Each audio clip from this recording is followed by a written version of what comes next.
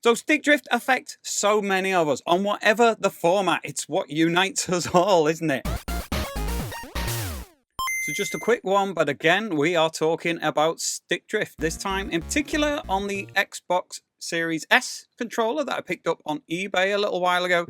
It was sold as faulty, it was sold as having stick drift, but as I'd had quite a bit of experience now of fixing this on controllers, particularly PS5 controllers, I figured I would definitely be able to get this working. Now the thing is, whether you are suffering with stick drift on an Xbox controller or a PS5 controller, or indeed a PS4, PS3, Switch Pro controller, Xbox Series S, Xbox Series X, Xbox One, they all use exactly the same component. This joystick here is the exact same part that appears in all of those controllers. So if you know how to fix it and how to sort them out on one, you'll be able to do it for all of them. The only difference is how you open up the controller itself and how you access these joysticks. Okay, so if you are suffering from stick drift, I know it is absolutely frustrating. However, it is quite fixable. But in order to be able to fix it, it does help to understand what's going on. Now, I'm not going to go into too much detail on the electronics, but on the side of the stick is a little component called a potentiometer. Now that has two surfaces that sit against one another. One rotates against the other, and the relative position of one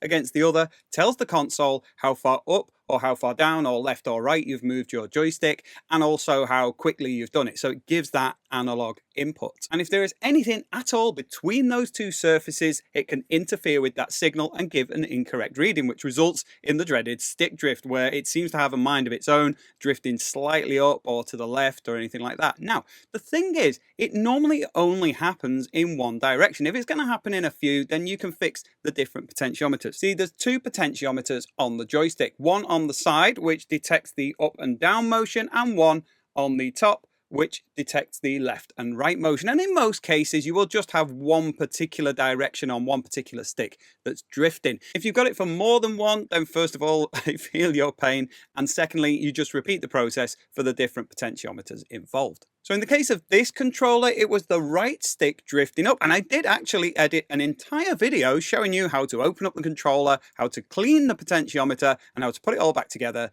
And then when I was testing it afterwards, it still had the drift, and I tried again. I opened it up. I really meticulously cleaned it. And what you do when you're cleaning it is you are just popping open the potentiometer so you can get to the bits inside. You remove those with tweezers, and you use a cotton bud dipped in alcohol or contact cleaning fluid, and you just clean up those two surfaces, carefully reassemble, and usually it works. I've done it, like I say, on loads of PS5 controllers. I have got a video that goes through that whole cleaning process in a bit more depth up here. So if you watch the Xbox controller disassembly here, and then check out the other video for more detail in terms of how to do the cleanup, then that may well fix your controller. But what I'm talking about on this video is what to do if no matter how much cleaning you do, you still have the stick drift. Now, you can buy a replacement stick. I have done this before, but on the bottom of the stick, there's like 14 pins to solder. Soldering it in is actually quite easy. It's removing the old one that is a bit of a pain. Even if you're quite experienced with soldering, it can be very frustrating trying to clear all that solder to be able to remove the existing stick. So there's got to be an easier way, right? Well, yes, there is. It does still involve a bit of soldering. So if you aren't keen on doing any soldering, then you might need to get somebody else to fix it, but it is totally fixable. So as I said, all these controllers use the same joystick part, and all of these joysticks use the same potentiometer. It's very distinctive. It's got that kind of greeny blue color to it. And I had a look on Amazon and eBay. You can get hold of these very, very easily.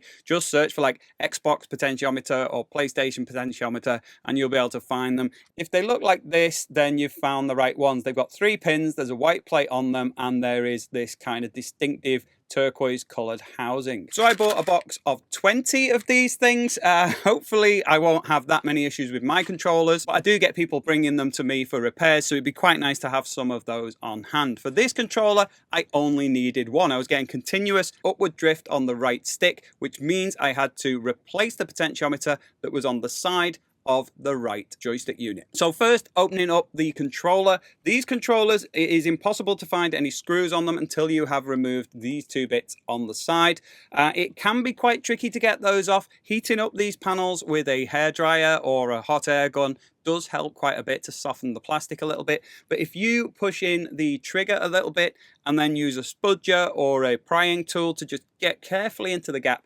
slide your way along, and what it'll do is it'll pop apart the pieces a little bit. If you've got a slight gap of just a few millimeters all the way down, you can then kind of hook your fingertips in and just give it a sharp tug to the side, and it will just pop off. You'll feel like you're going to break it, but trust me, you're not. I've done it loads of times. It won't break. It'll just pop off, and then you can access the screws inside. You do that on both sides. That will unveil 4 screws, which is a Torx T9 bit, I think, and it's one of the security ones that's got a little hole out of it, because the screws are not only a Torx bit, which is awkward enough to find as it is, there's also a little pin inside the screw. The screwdriver bit with the hole in it is the one that you want for accessing those, but there are actually 5 screws holding the thing together. There's also one inside the battery compartment. So in there where you can see this sticker, okay, there is another screw hidden underneath there.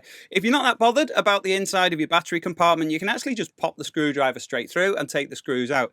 If you want to kind of keep it a bit more original, or if you just want to try this out, if you heat up the sticker, carefully lift it up at the corner with a scalpel, and then pull a little bit with some tweezers, you'll eventually be able to peel back the sticker enough to unveil the screw, and then again with that screwdriver you just undo that. Now with the 5 screws removed, it's very easy to remove the top and bottom part of the controller. You just lift those off, there's nothing clipping or holding them in place, and then you can get to the joysticks. Well, almost. So to access the joystick itself, once you've got the PCB out, is very, very easy. The caps that are on there normally will just lift off. So you just pull those off, and then you can access the joystick component underneath. What you're going to need is a soldering iron and a solder sucker. This Engineer one is fantastic. It's not actually particularly expensive, but it is one of the best tools I own. I would definitely recommend, if you are doing soldering, this is an essential tool, totally recommended. What it does is you heat up the solder, it will melt into a liquid form, and this is like, it provides a bit of suction, so it's spring loaded, it creates a little vacuum, and you press the button and it sucks up the solder. So identify where you've got those 3 points that you're going to need to desolder. You put the tip, and this has like a soft silicone tip, so it completely encases that area. You put the little tip over there and press the button, and it sucks up the solder. You do it on all 3 points, and you've pretty much got it all clear. When you open it up, you'll see there's 2 main circuit boards in there, and you've got the joystick set into the lower one, and there's another one above it, which makes it difficult to access that potentiometer. So what you need to do is separate those. It's not too difficult to do. There's 2 wires attached onto the main board, which you'll see, and you just kind of lift and pop those off with a spudger. Then there are a couple of screws that you need to undo with a different Torx bit. This time doesn't need to be a security one, it's a smaller one. I think it's T8. So you've taken those 2 screws out, and then you can carefully lift out that motherboard and flip it over. You make sure you've got the right stick, because when you're dismantling these things, and you kind of, this originally is the right stick, but then when you turn it over and you're looking at it from the back, now that's on the left, and then you flip it out and upside down, it can get very confusing. So do be sure you are cleaning the right one. You know, if it's the right stick, make sure you kind of think about where that control interface is, because I have done it before, taken these things apart, meticulously cleaned the joystick that was working fine, and forgotten all about the other one. So just watch out for that. It is something to be careful of. So when you've managed to separate those 2 parts, you don't have to go to the trouble of taking out all of the rumble motors and all that kind of thing. You can just carefully ease out that PCB, flip it round, and be able to access those joysticks, because all you really need to do is be able to get to that joystick itself. Now in this case, because we are removing the potentiometer altogether, they are clipped onto the side of the joystick, so you will have to kind of bend the pins a little. What I found is the easiest way of doing it is just like when you're doing the cleaning, you get a prying tool or a spudger just into the gap to pop them off at the top, and then bend it outwards. The pins will withstand being bent out in a number of times before they get fatigued and snap.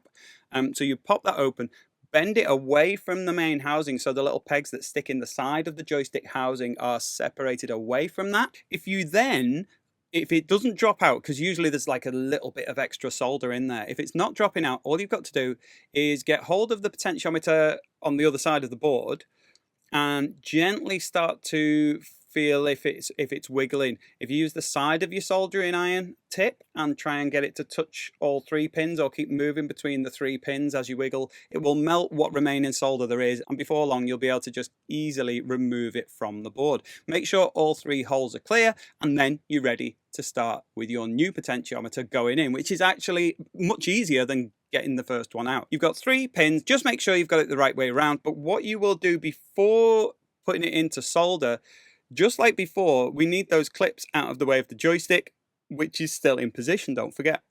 So if you take the 3 pins and just use your finger or thumb to bend the 3 pins outwards so that you can have it on its side and away from the joystick as you push the pins directly down. Now, before you solder it, it's important to try and get it to click and locate in place, because the depth of where those pins are will determine where the little lugs that go into the joystick go.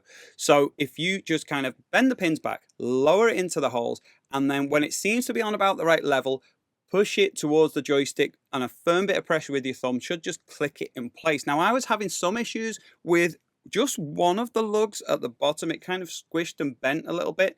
There's one circular point at the very bottom near where the pins are that wasn't quite locating. Now, to be honest, there's enough holding this in place, particularly when it's soldered, that it's not going to be too much of an issue to lose that. So I took my snips and just trimmed off the edge. You could use a knife to do the same. I just trimmed off that little pin, and then it made it much easier for me to get the pins in place, to push it up against the side and to click it in to the joystick. Now, once you've got it clicked in place, you're pretty much home and dry. All you've got to do is flip it back over, solder those 3 points. So the soldering is very straightforward. You get the tip of your iron so it's touching the circuit board and the pin. Give it a few seconds to heat up, because solder will only stick to hot metal. Add a little bit of solder, leave the iron in place for a few more seconds to let it flow, and then repeat that on the other 2 pins. Make sure it's cooled before you start reassembling, because obviously it's going to be liquid for a short while. And then once that's there, you just reassemble in the reverse process of how you took it apart in the first place. The main thing to watch out for is those 2 wires that click onto the board once you get everything back in place. It can be tricky to line those up.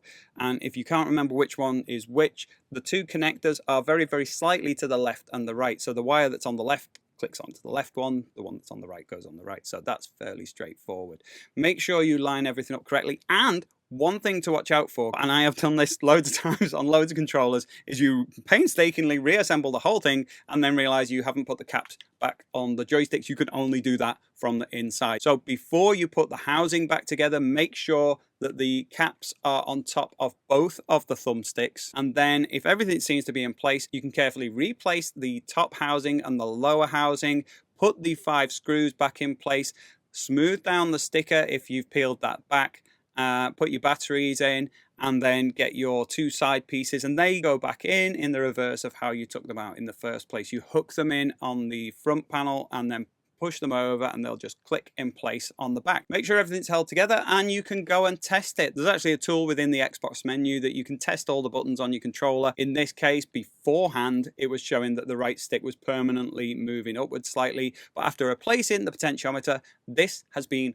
absolutely perfect. So if you've tried opening up your controller, you've tried cleaning it, and you're still getting the drift, don't despair. You don't have to go the whole hog and replace the entire joystick. You can just replace one of your potentiometers. That should do the trick, particularly if you've only got drift in one particular direction. But as I said before, if you've got it on 2 sticks or in 2 directions, you just repeat this process for whichever potentiometer is concerned. So I got my potentiometers from Amazon. I'll leave a link in the description for those. But if you're doing any other sort of console repair, upgrade, modification, definitely check out Zed Labs. They support this channel by giving me the affiliate link below in the description. If you click on that, if there's anything that you fancy and you buy it, you'll get yourself a small discount, and you'll be supporting my channel. So it seems stick drift affects so many of us, no matter the console, no matter the format. So if you wanted to find out more about how you could have cleaned your potentiometer, or if you want to apply what I've done in this video, but you don't know how to open up your PlayStation 5 controller,